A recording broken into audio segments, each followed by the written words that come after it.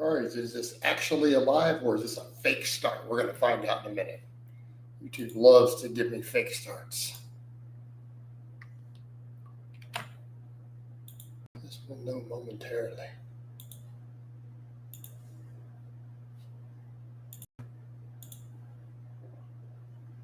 Okay, did we actually go live? YouTube keeps doing this to me. Keeps starting and restarting. Wait for some people to kick in. There we go. I think we actually are live.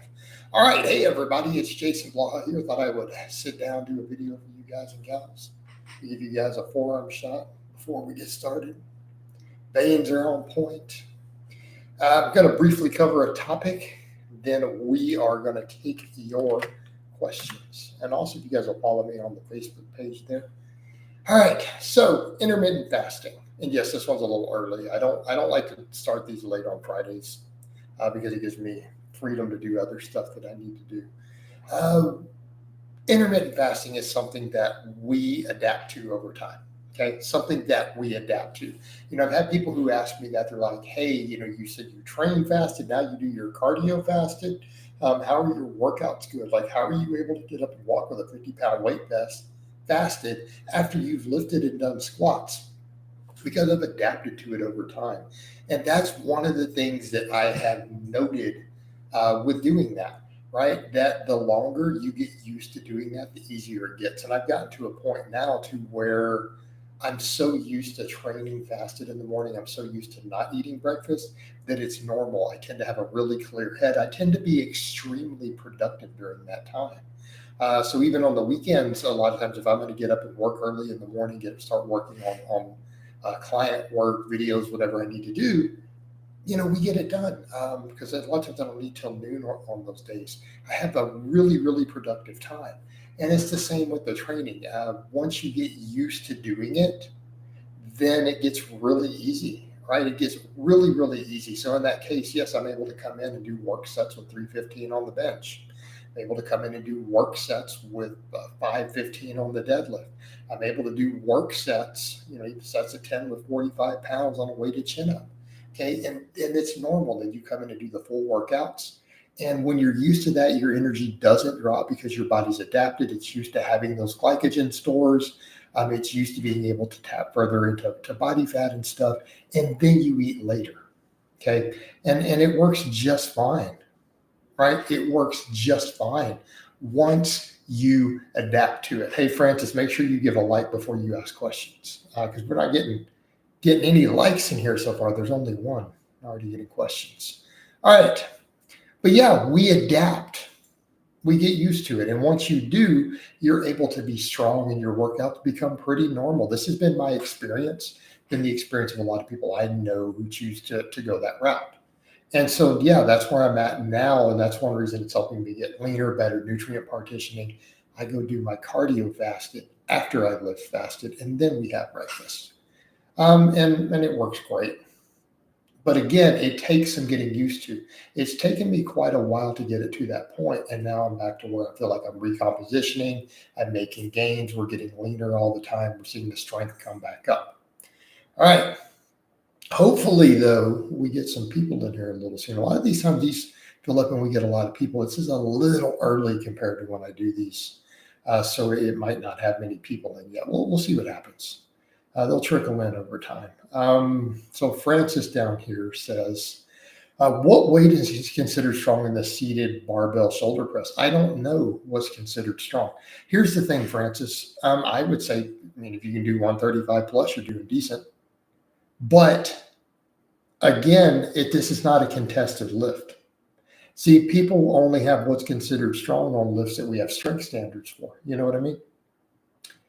DUT, I'm not British, so no, I don't do those things. And we don't call those biscuits. They call them cookies in the rest of the world. Like in America, what you guys call biscuits or cookies. And I personally loathe tea. I hate tea. I can't stand it. Francis says for a 1 rep max is 225. Good. Hitting a 225 seated press is equal to probably a 350-pound bench, like in terms of strength, realistically. So yes, that would be really, really good. Like if you consider a 350 bench to be good, then yeah, a 225 seated press would be good. In fact, if you can do a 225 seated press and actually touch your chest on it, and you're not benching well over 315, then you need to start working your pecs. Your chest is way undersized in that case because the rest of your upper body is strong enough to bench that much. But yeah, Cameron, sorry, dude, I hate tea. Why aren't you doing heavy good mornings these days? Wouldn't a better question be why aren't I doing good mornings at all? I don't do any good mornings lately. Oh, they're a great exercise. I just don't need them with what I'm doing. I feel like because I'm doing my deadlifts every week and I'm doing other posterior chain work, that it's fine, you know? So I'm not worried about it. Do I think good mornings are a great exercise? Yes. Do a lot of my clients still do good mornings? Yes. I'm not personally doing them in my rotation. And I may eventually bring them back in. I just don't feel like I need them at the moment. Brent says, do you have more pec strengths and delts? Probably at the moment. I mean, realistically, we look at my benching versus bench to incline to overhead press. My pecs probably are a bit stronger than my front delts. I mean, realistically. But they used to be reversed. Remember when I used to strict press 225, but I was only benching like 315 to 325 at that time.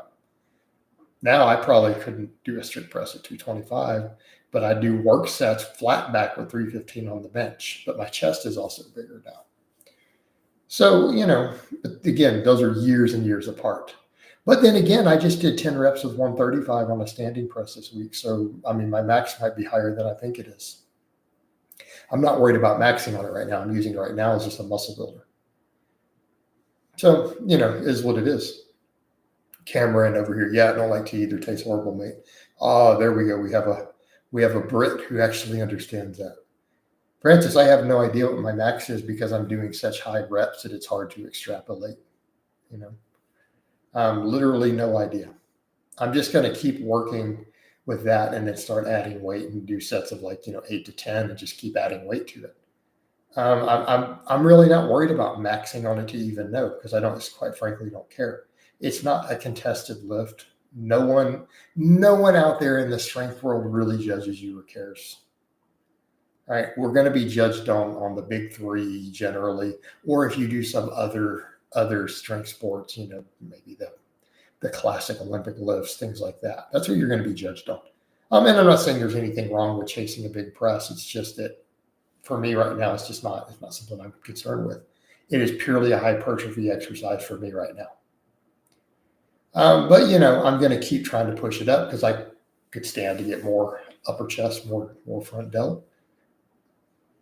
I have no idea what I could power clean because I don't power clean. I couldn't even approximate.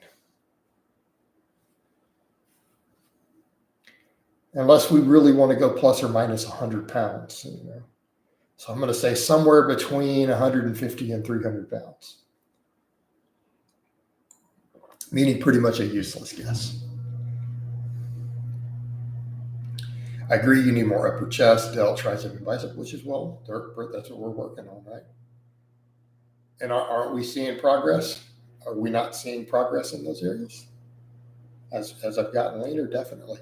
So we need to keep that ball rolling. And I'm going to continue to do that, right? It's going to be a priority in my training. Get the waist tighter, get all of this thicker. Good plan. All right. Also, we need more likes, guys. There's only 5 people liking. A bunch of y'all watching. Follow me on the Facebook fan page.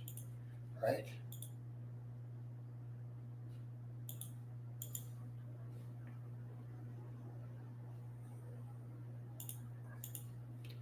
All right. Okay. Born to bed. Having issues with weight, feeling heavy on the squat, on the top end. Weight I would do easily before. Trying to load with chains to get used to the feeling again of a heavier barbell. Any other tips? How about you get stronger? Meaning, okay, it feels heavy at the top and you're trying to get used to the heavier weight. I don't know if you know, but I've actually said many times I'm not a fan of that approach. Do you know why? Because usually when you hit a true PR, when you've gotten stronger on squats or you get on a platform and hit a PR, lifetime PR, you usually unrack it and it feels light. It can be a weight you've never had on your back before. And when you walk it out, it feels lighter than normal. You see what I'm saying? So that top end, that walkout, the lockout is not an issue of getting used to the lockout. It's an issue of getting stronger. You get stronger at the bottom of your squat, I promise you that weight's going to feel easier at the top later. It feels heavy, okay, but yeah, right. It doesn't feel secure. You need to get tighter. And it feels heavy because your nervous system knows it's probably a bit much for you to handle. If you just get your legs stronger and your core stronger, even at the bottom, your nervous system is going to feel different when you get locked in tight, you get in your zone and you unrack it and you step back. Your nervous system is going to know you're able to handle that weight. So anytime you hit a true squat PR, you usually know the second you unrack it, you're going to hit that PR. So it's not about it feeling light at the top. It's about your nervous system registering that you're strong enough to lift it. So again, the trick there is to just get stronger.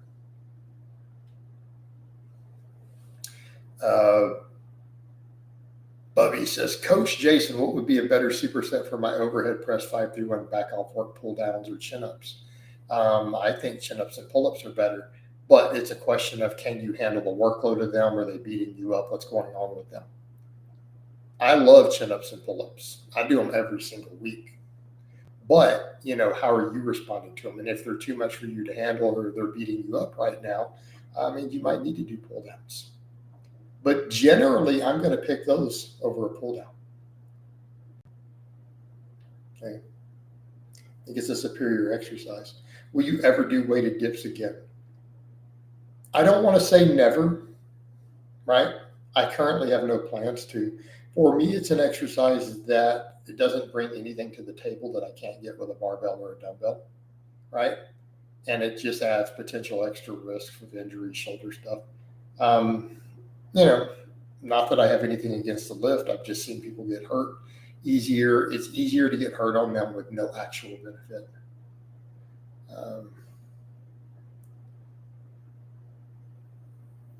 Abdul, I've explained this numerous times. Every single time, no, I'm calm at meets. Watch any of my footage right before the meets. Do you see me stronger in the gym than at the meet? No, doesn't happen, right? So what you're seeing are periods of time later to where I've gotten stronger, bigger and stronger. Had nothing to do with what was happening at the time of the meet. And then that's a good way to put it, right? What you have found is that my meet lifts are extremely consistent with my gym lifts at the time of the meet. They're very consistent. Repeatedly so. A lot of times I end up PRing. Like I end up hitting a slightly heavier meet lift than I hit in the gym in the month before. What happened though after all those other meets, I really put a lot of focus into upper body hypertrophy and wider grip benching and all that. So things like my bench went way up because I got bigger. Francis, but you can get a deep stretch on pecs with other lifts.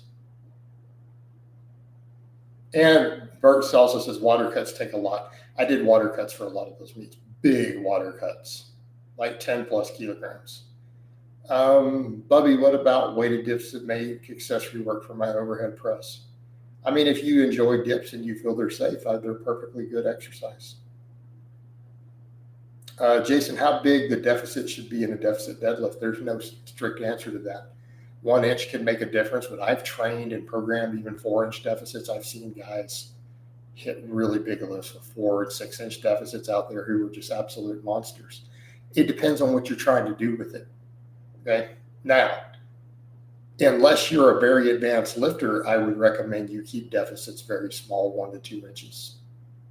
right? Like if you're the most you've ever deadlifted is, 450, 500, I would stick to 1 to 2 inch deficits. Now, when you start getting up to a, 600, 700, 800 pound deadlift, you can really start experimenting with those deep ones. And those are the guys who get a lot out of them. Morgan Unfreeman, coach thoughts on Alex Leonidas' new garage gym. I've heard in a couple of my live streams that it's apparently pretty nice. I haven't seen it yet. Francis says, my plates are smaller than Olympic plates. We'll get some different plates. Right? Get some different plates, man.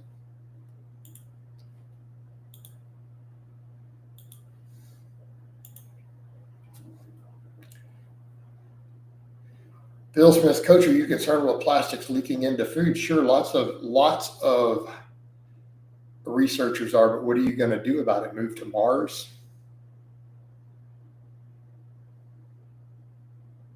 I mean, that's kind of the problem, Bill. You live on the planet Earth.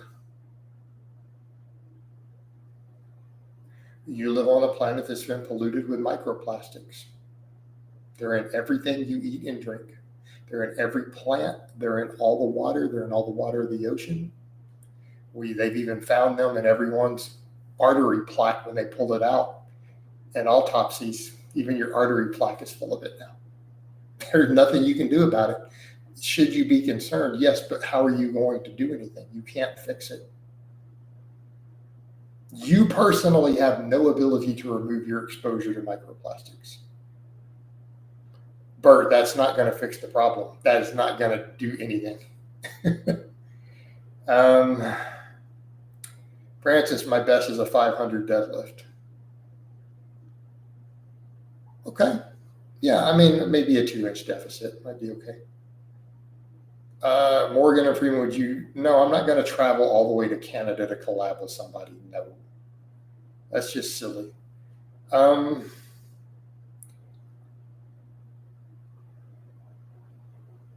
Does doing 500 reps of push-ups a day count as cardio? I don't know what you count it as. Count it as whatever you want.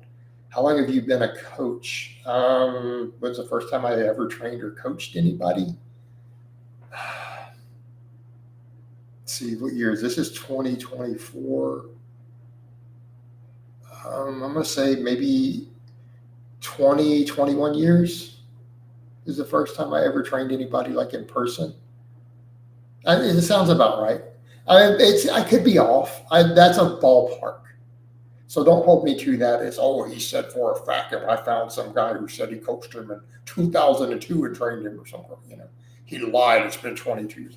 It's just a ballpark. So, fair.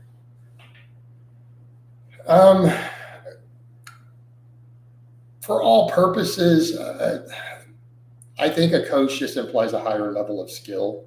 Coach is someone who probably works a bit more with more athletes, whereas in a personal trainer, they're almost pretty much the same thing, really. I mean, we're really talking a matter of semantics. My opinion, a personal trainer is someone who probably works almost exclusively with general population. A coach is someone who probably works with some athletes, either exclusively athletes or some athletes in their mix. And I think when we're talking fitness and lifting related coaches, obviously there are coaches in other areas of life. That is how I would personally define it.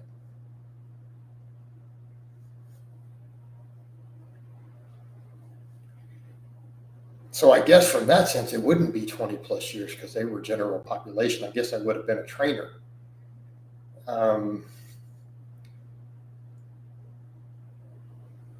Well, Bill, so I guess you became a coach. So, I mean, I didn't do it full time. I did it off and on back then. I would say it didn't become a full-time thing to where, okay, let's set a minimum. Point where I made more than $1,000 a month doing it without a single month less than that, anywhere between $1,000 and $10,000 a month doing it, right? If we want to define it there, we'll go with about 5.5 years. But the first time I actually got paid money, 20, 21 years ago. Francis says, will you compete in bodybuilding in the future? I don't have plans, but a lot of people want me to. Even some people kind of in my personal life are like, hey, you should really consider it. Yeah.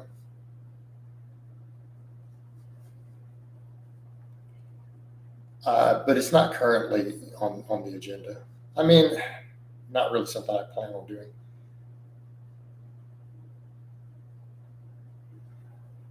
Regressive underload, coach. If I pump out 6 to 8 chin-ups without chin over the bar, yeah, because most of the stimulus is in the stretch anyways. But are you capable of getting chin over the bar while still using your lats? That's kind of the point. You might be losing a little. But if you have to rotate your shoulders to get the chin over the bar, you're not going to get any lat development by getting your chin over the bar. It's going to do zero. All right.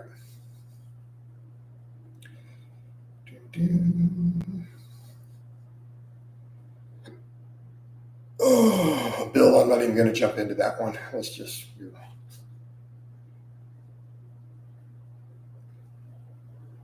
And I got a reason for not answering that one, and I'm going to keep to myself. All right. Well, I just said I'm going to keep it to myself. See how that works? See, that's the funny thing about keeping something to yourself. You don't have to explain it to anybody. Funny thing in life. I missed one up here. Defiant Trill. If you were to change your training to strictly maintain your muscle mass, how little training would that be? I don't know. Maybe 2-3 sets a week.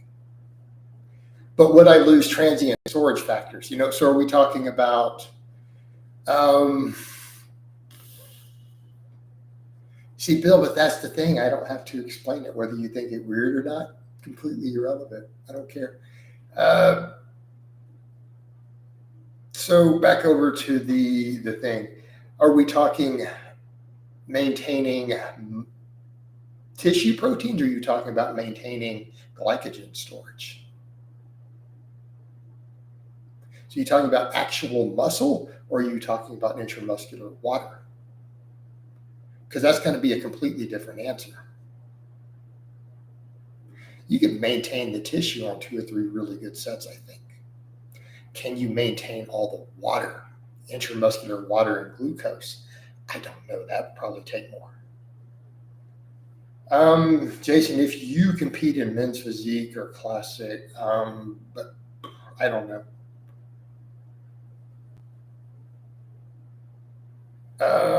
Jamie says, would you consider glute bridges unnecessary for masculinity and completely avoid them at the gym?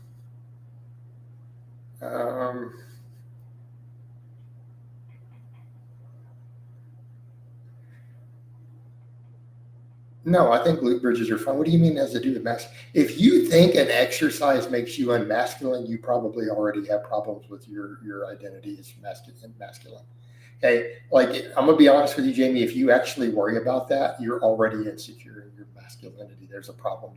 Something you need to probably think through and ask yourself about, and maybe address it and work on it. And I'm not saying that as an insult. I want to be clear. I'm not saying that to make fun of you, because I don't know you. That might not even be your real name. I'm simply saying, if that is where your thought process goes, maybe it's time to think about, are you actually secure enough in your masculinity? Is there something else you need to address with that as an underlying issue? Because that shouldn't even be something you worry about, really. Abdul, I didn't answer it specifically to create controversy, so people will go talk about it and argue. It's actually on purpose.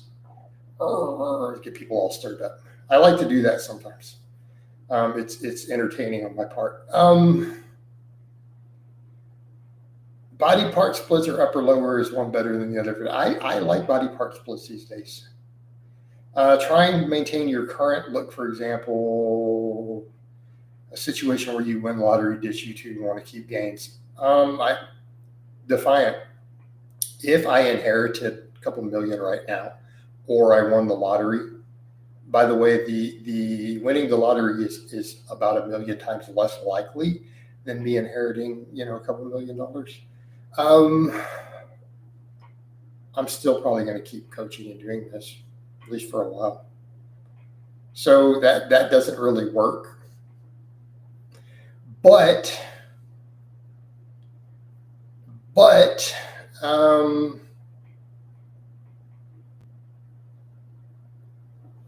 I would probably still do 5 or 6 sets.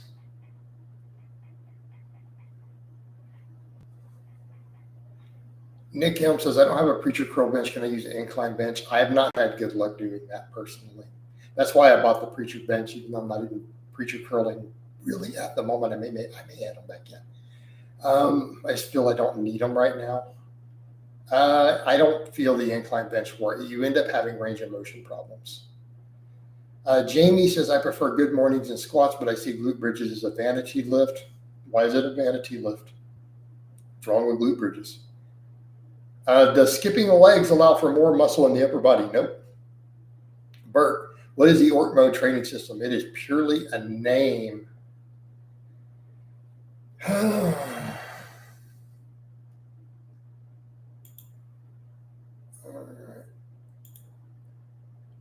It is purely a name I used for marketing for training systems. That's it. That's all it means.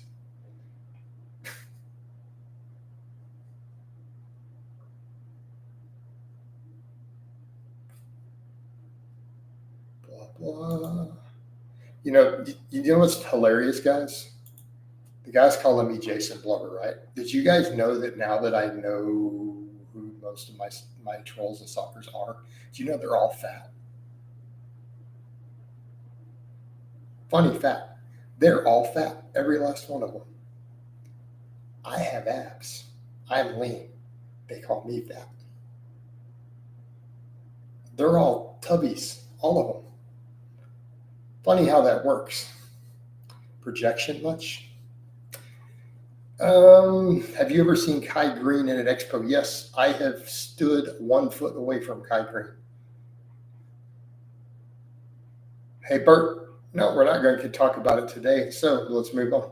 All right, Morgan and Freeman, coach, words of wisdom for a big torso frame guy with a lagging limb. Should I cut out chest and back and focus on limbs in my total weekly volume? Why would you cut out Morgan, why would you stop training any muscle in your body ever? Well, Bert, I'm going to shut it back down. How's that? And I didn't bring it up. I said know who they are. That's it. So that's it. We're shutting it back down. Real simple. All right. Or Simian Panda. I have stood this close to Simian Panda before. Yes. They're about a foot difference in height, by the way. Simian Panda is a good inch taller than me, at least. And Kai Green comes up to about here. Kai Green is much bigger though. So now, granted, this was 2013 or so it's been a long time. What they claim is irrelevant. I have seen them up close. I've been right there. So what they claim is completely irrelevant, right? Metal. But Francis, everyone on the internet adds 3 inches of their height. So, which I should have just done from day one like everybody else and lied. Then I could just say 6 foot, and then I would be 1 inch shorter than Simian Panda. And I'd be the same height as Jeff Side, which I am. All right. But back over to your point, Morgan. No, why do you need to cut the volume? Why don't you just train the lagging muscles harder? Kai Green is short because being really, really short is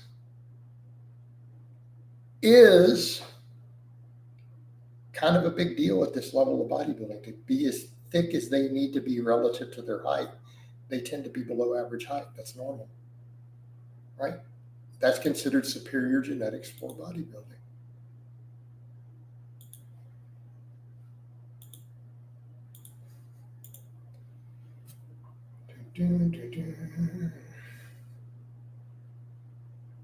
Coach, you think having pride in your body as well as other aspects of your life, your car, your home, is healthy? Yeah, I think it's perfectly healthy. Thoughts on manlets taking over the influencer scene? Yeah, well, they look thicker on camera, so of course, why wouldn't they? Just like that's who wins in bodybuilding. It is what it is, guys. They're going to look thicker, right? They're going to look thicker when they're just standing on the camera. So, I mean, I get it. So that's my thoughts on it. Like, I don't have a negative moral viewpoint of it. It just is what it is. It's just how proportions work. All right. Jeff Nipper, Greg Ducey. Yeah, I mean, but here's the thing. I don't dislike. I think Jeff's a good guy overall. I mean, I may not like Greg for all his nonsense, but I mean, okay, so what? So Jeff Nipper's a shorter dude, right?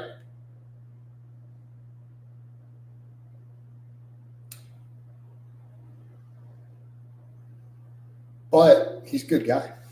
I don't have an issue with him. Hey, Abdul, like, where are you going with this?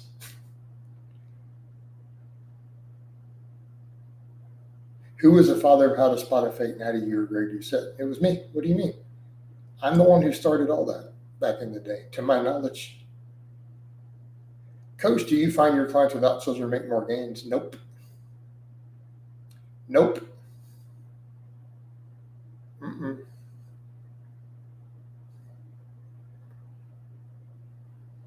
Thoughts on ground beef as a primary beef source?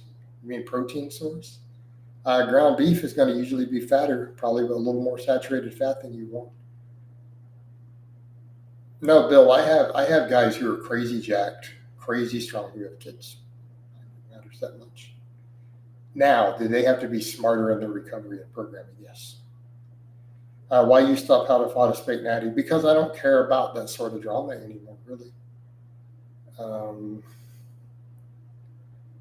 Hey, Bert, my personal life is not your business. All right. The ground beef has more collagen. Yeah, Bubby, that's completely irrelevant. Collagen is also an inferior protein source.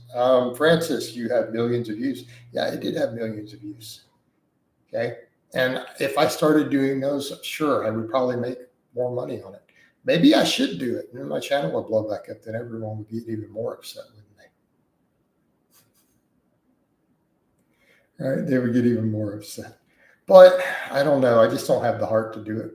You know, I probably would make more money. I'll think on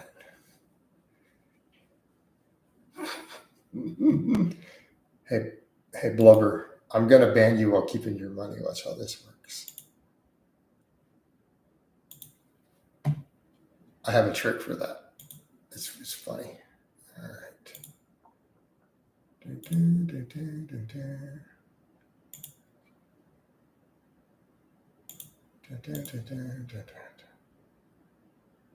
All right, done. Okay.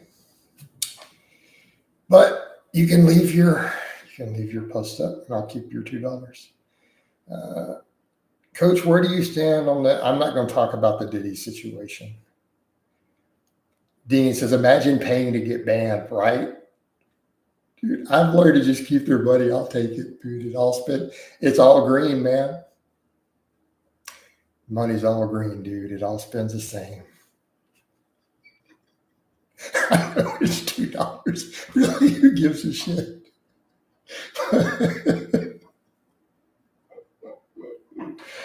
Oh my God. I mean, it is funny though. I'm gonna pay money just to hate him and to get mad.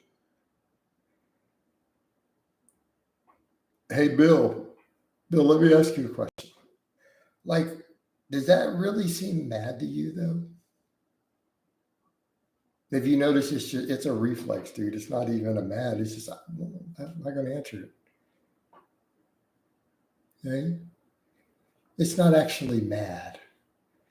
Have you seen me scream and throw something and throw a temper tantrum and throw this dental floss across the room? No, dude, I don't get upset. Nobody cares. All right, let's get back over to the real questions. All right, coach, or brisk 1.5 mile walks enough as active recovery? Yeah, that's probably pretty good. Get a nice little blood flow going, burn a few calories, get your heart rate up. I think that's pretty reasonable. All right.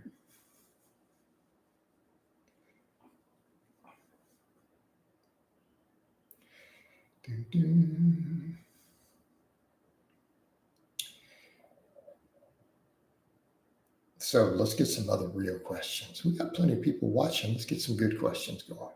Get some good stuff. I'm going to tab out for a second. I'm going to come back and see if anybody's got anything good to ask.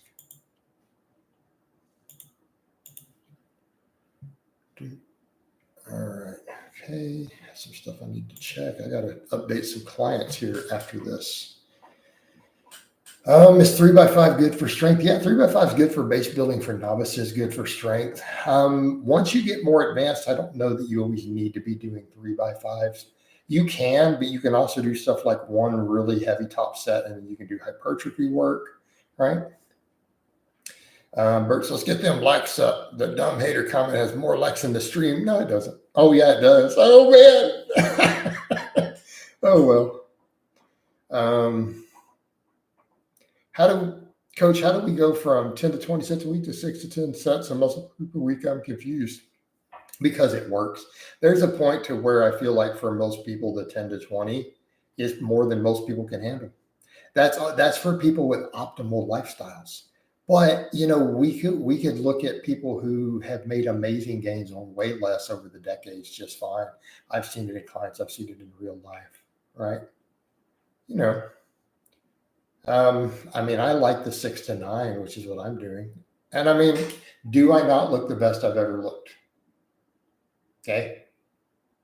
I look the best I've ever looked, not blasting gear, and I'm doing 6 to 9. It clearly works. Speaking of which, Marcelo, Jason, you were on the sauce for years. Do you have evidence I was on the sauce? However, your strength really hasn't gone that much on them other than use hypertrophy form and not hypertrophy focus on the big three. Not really believable. Marcelo, how dare you question my natural status? I'm gonna quote the greatest natural bodybuilder of all time, the great Michael Hearn, who is like a level 20 paladin, but he smiles at tooth clean. His perfect head of hair because he's natural. It's perfect hair.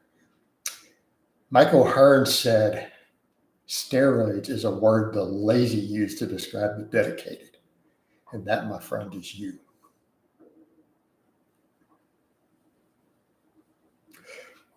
Omi says, "Are you able to do simultaneous live streams on multiple platforms?" I could, but I prefer not to. All right.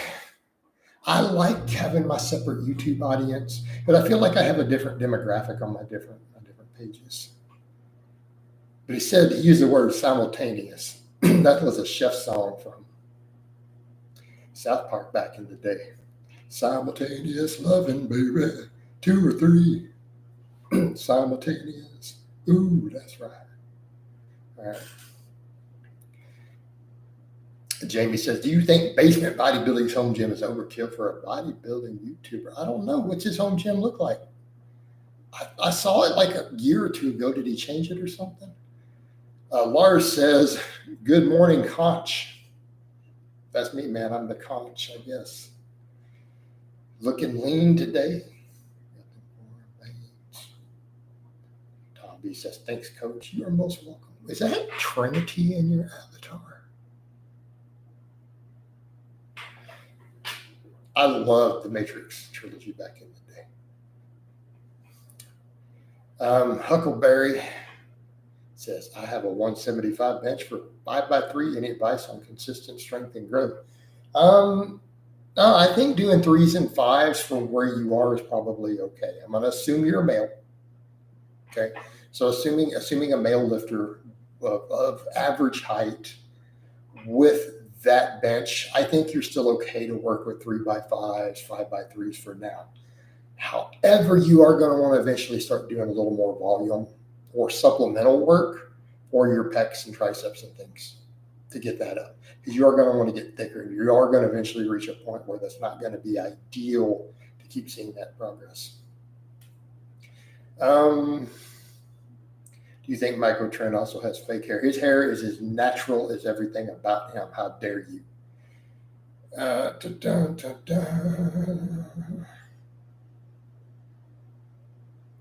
Bill Smith, well, how about I worry about my own business model because you don't even know how Facebook works?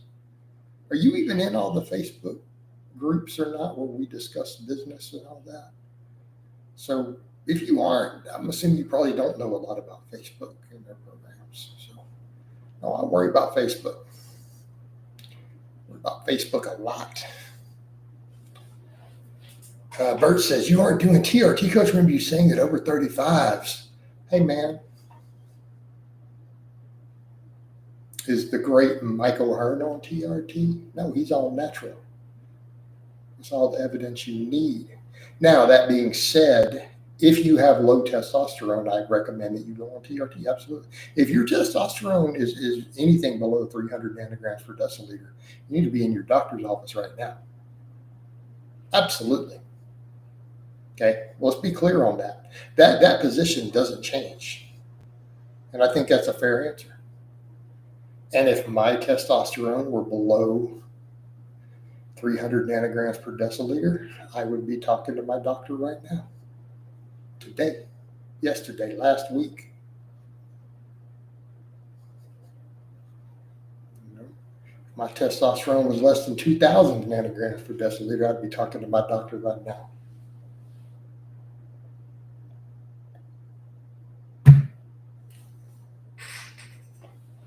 All right. So, this is a natural channel. Natural lifters. Natural lifters lifting natural weights naturally, eating natural peanut butter. Nick M says, my range of motion seems to be okay doing preacher curls on an incline bench. If I do them towards the edge of the bench and supinate it a bit more so one side of the dumbbell dips below the bench. Right?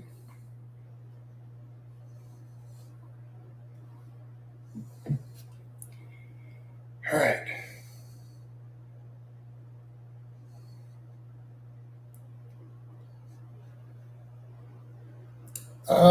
I personally can't do that. When I do that, I find that it hits.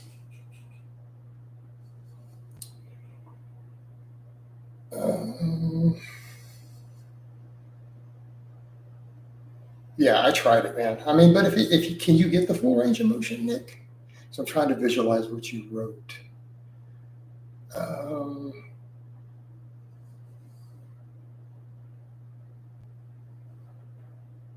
I mean, if you get full range of motion, go for it. Are you friends with David Lade? Your program built him? No, I don't know David Lade personally. But yeah, he admitted my program built him. And, I appreciate the fact that he was open and honest about that. So nothing but respect for that. And the guy's got a great physique.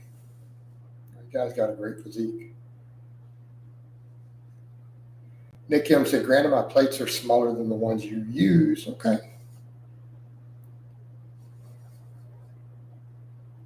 Omi says, do the referees need a medical doctor record if you can't fully lock up the elbows during the bench? Nope. I can tell you the USPA policy.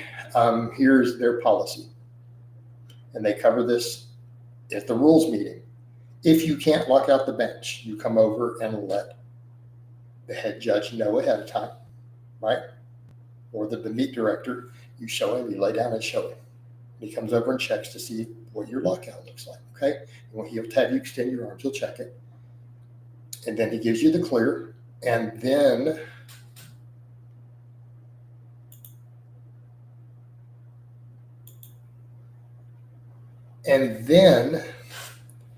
when you go to do the lift, you have to point to each elbow. If it's both elbows that you struggle with seeing what they see as a full lockout, you have to point to both. If it's just one, you touch that one, you make eye contact with the head judge and you tap it. He gives you the nod, and then they watch your unrack. And if your unrack reaches a certain position when you go to unrack it out of the J hooks, that is where they expect you to lock it back out to. So that is the official policy. Okay?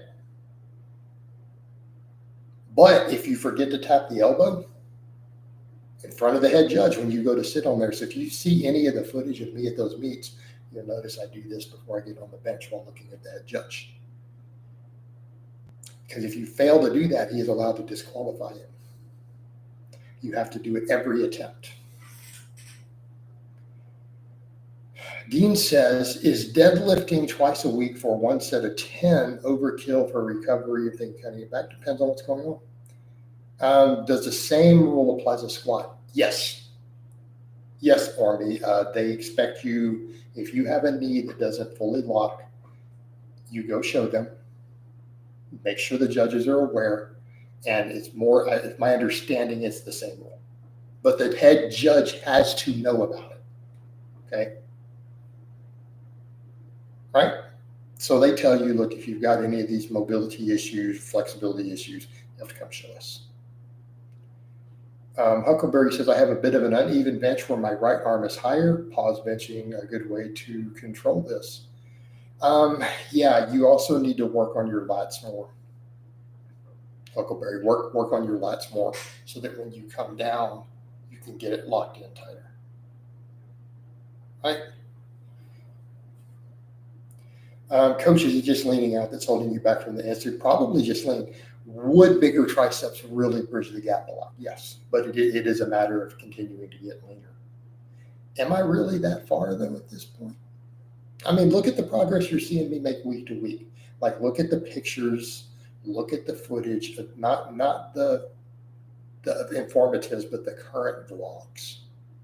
Okay, look at the stuff this week. Like, watch the squat, not the squat. Watch the upper body stuff this week. Watch the back and bicep workout yesterday, so on and so forth. Okay. Lars, I changed majors a couple times. I did biology, psychology, did nutrition for a while. Actually got like 30 hours of criminal justice. I actually earned a 2-year degree in criminal justice. I just didn't bother to go pay for it.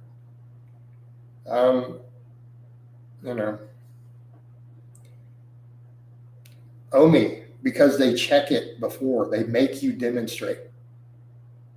It's not abused by cheese because they're going to see it in the competition if you're inconsistent.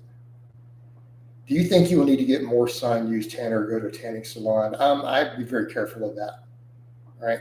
I'd be very careful of that just because of skin cancer, aging your skin. I've got a little bit of a tan right now, though, just from the walking. Huckleberry says, I'm doing pull-ups as a main light exercise. Any others? I mean, you could add rows and things. Pull-ups are great, though. Pull-ups is a primary lat builder. Number one, top right there. Number one.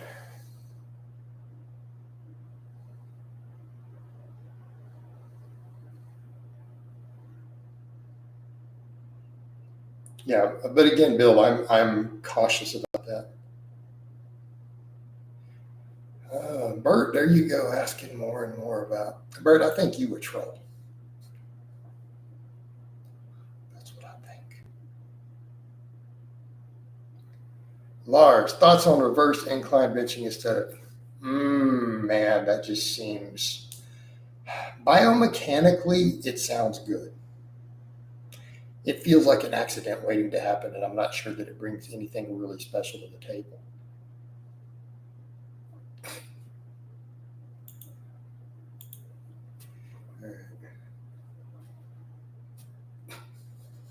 Don't argue with me. All right. Omi, which sunscreen SPF level do you use? I don't even own sunscreen, dude. Dean says deadlifting 2 times a week for 1 by 8 to 10 at intermediate level. I'm managing fine at the moment, but mentally I dread them today. Dean, let's think about that for a minute, though. You are mentally starting to dread them. Okay? That's something to consider. When you start mentally dreading a specific high workload exercise, that's time when you need to step back and ask one of two questions. And you need to really ask the question. And I don't mean in hyperbole. You need to ask yourself, am I just being a pussy? Or are we getting towards some overreaching and my brain is trying to tell me? That can be hard to figure out. And that's one of those things that you have to. Bill, I banned him for a whole pattern of behavior. I banned him for a pattern of behavior. He kind of argued with me a few times all the way through the stream, and I just didn't like his attitude, man. Hey, man, I just don't like certain people's attitude, and I don't have to put up with it.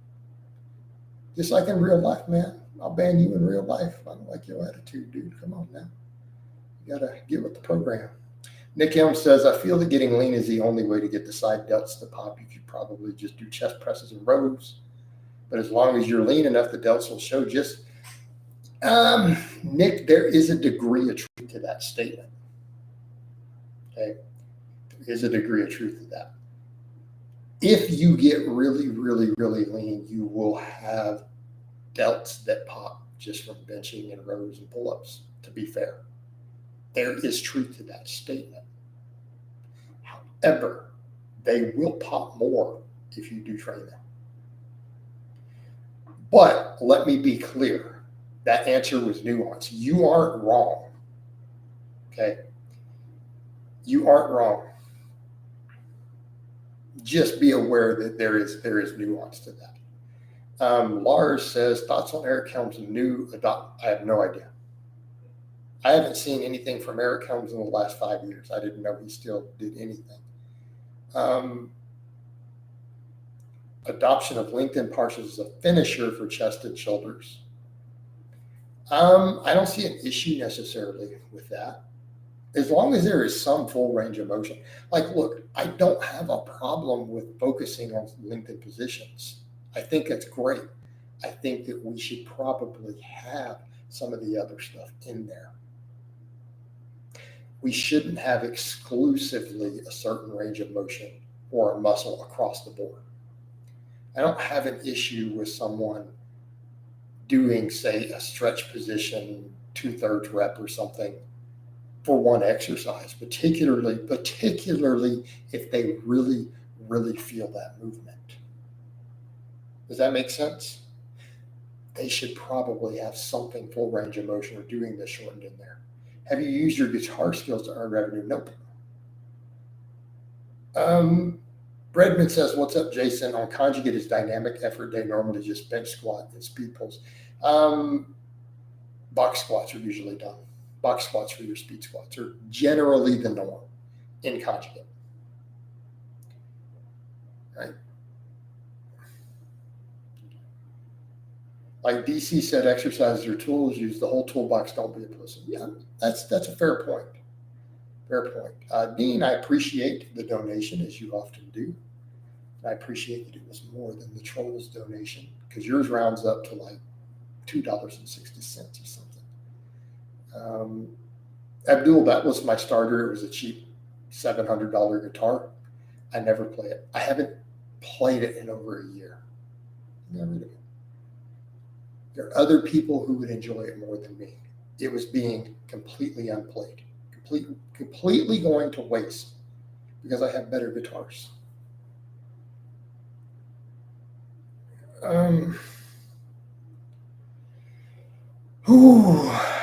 John, I am actually not aware of any of these allegations, so I can't speak on that because this is actually the first time I've heard it.